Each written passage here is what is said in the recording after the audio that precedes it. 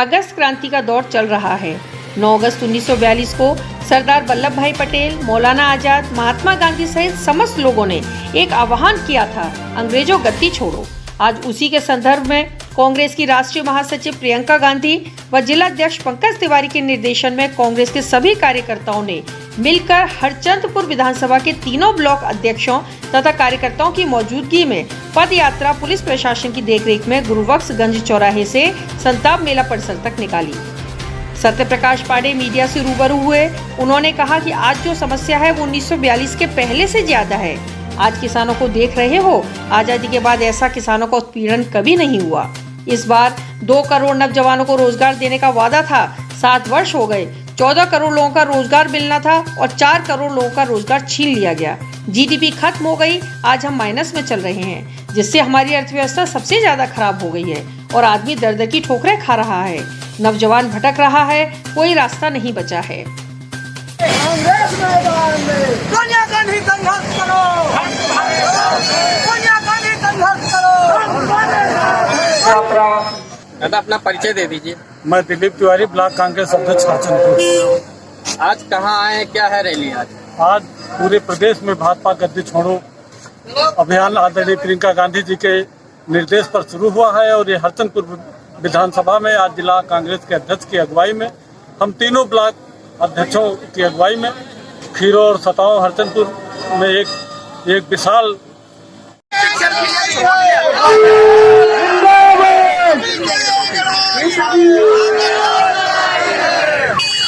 Congress block अध्यक्ष प्रियंका।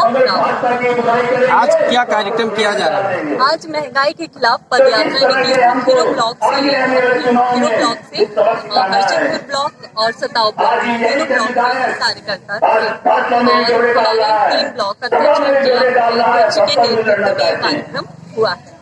जो महंगाई चरम सीमा में बढ़ती चली जा रही है, तो उसी के खिलाफ हम लोगों ने पदयात्रा निकाली। किन मुद्दों को लेकर ये यात्रा निकाली गई है? जो महंगाई है, जैसे पेट्रोल की बढ़ती कीमतें और पेट्रोल, डीजल, जो घरेलू वस्तुएं, ये सारी चीजें इतनी चरम सीमा पे बढ़ रही है, उसी के मुद्दे पे हम लोगों ने ये पदयात्रा निकाली। और आप लोग खुद ही इससे जागरूक होंगे कि कितनी ज्यादा महंगाई है। सरसों का तेल ही ले लीजिए, कितना ज्यादा महंगा है।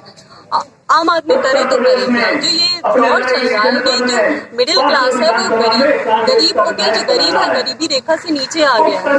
अभी तो इस तरह अगर चलेगा तो कैसे हम लोग गुजारा करेंगे काम ना करेंगे। और जो ये सरकार तो कह रही है कि मैं किसानों की आय को दोगुना कर रहा हूँ। कहाँ दोगुना कर रहे हैं? दोगुना तो नहीं कर रहे हैं। इन्होंने तो पहले भी कई वादे किए थे, वादे पूरे थे। 15 लाख रुपए देने का वादा किया था, इन्होंने किया पूरा? 5 किलो गेहूं दिया। बताइए, इस तरह अगर चलेगा तो कैसे एक नागरिक गुजारा करेगा? एक नागरिक, ये लोकतंत्र की बात करती है, लोकतंत्र को तो ये तहस नहस कर रहे हैं। लोकतंत्र का मतलब होता है जनता का शासन। ये कहाँ जनता का शासन हो रहा है? ये तो इनका शासन हो रहा है। ये हमेशा मन की बात करते हैं, कभी काम की बात नहीं करते। मन की बात को हमेशा जुमला।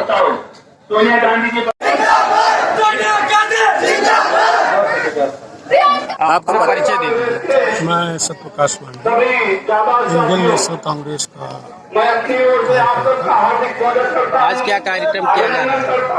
कार्यक्रम अगस्त क्रांति का दौर चल रहा है और जिस तरह 9 अगस्त 1942 को सरदार वल्लभ भाई पटेल, मौलाना आजाद, महात्मा गांधी समस्त लोगों ने एक आह्वान किया था, अंग्रेजों गद्दी छोड़ो।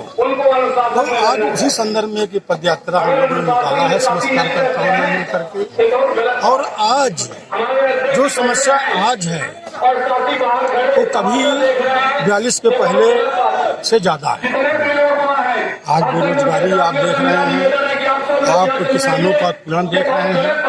आजादी के बाद किसानों का उत्पीड़न कभी भी नहीं हुआ। और इस बार 2 करोड़ नौजवानों को रोजगार देने का वादा था। 7 वर्ष हो गए, 14 करोड़ लोगों को रोजगार मिलना चाहिए था, लेकिन हुआ उल्टा। 4 करोड़ लोगों को रोजगार छीन लिए गए, जीडीपी खत्म हो गई। आज हम माइनस में चल रहे हैं, विश्व में अर्थव्यवस्था हमारी सबसे गड़बड़ हो गई। आज आदमी दर दर की ठोकरें खा रहा है और नौजवान भटक रहा है। कोई रास्ता नहीं बचा है। इसलिए आज कांग्रेस ने मजबूर होकर के जन सामान्य सब कार्यकर्ताओं को इकट्ठा करके आज हम लोगों ने संकल्प लिया कि आज ये पद यात्रा आज गुरुबख्शगंज से सताऊ निकली है। आने वाले कल में इस सरकार के कान खोलने के लिए हम लोग गांव-गांव में पदयात्रा करेंगे और जन जागरण करेंगे और इस सरकार को हम लोग जड़ से उखाड़ फेंकेंगे, क्योंकि जन विरोधी, किसान विरोधी, नौजवान विरोधी ये सरकार है।